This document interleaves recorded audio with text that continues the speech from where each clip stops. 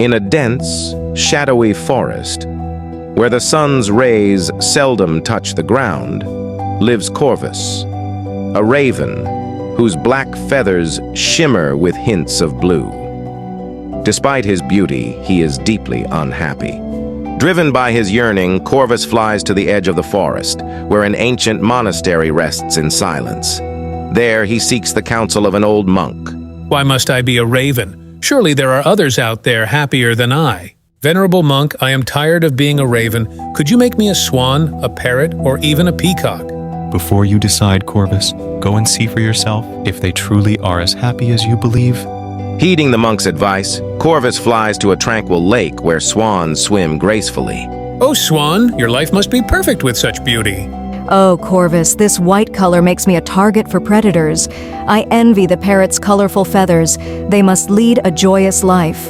Intrigued, Corvus next visits a village where he finds a parrot, its feathers a brilliant contrast to the dullness of its cage.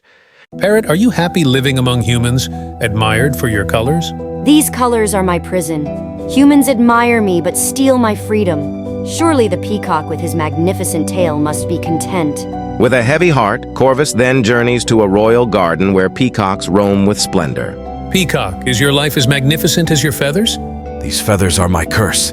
Humans chase me to pluck them, causing me great pain. You, free to soar the skies, must be the happiest of all.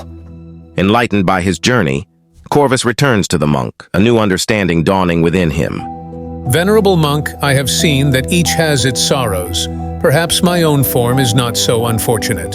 True happiness, Corvus, comes from accepting who we are and finding freedom in our own existence. From that day, Corvus no longer dreamed of being anything but himself, flying high above the treetops, his heart as free as the wind.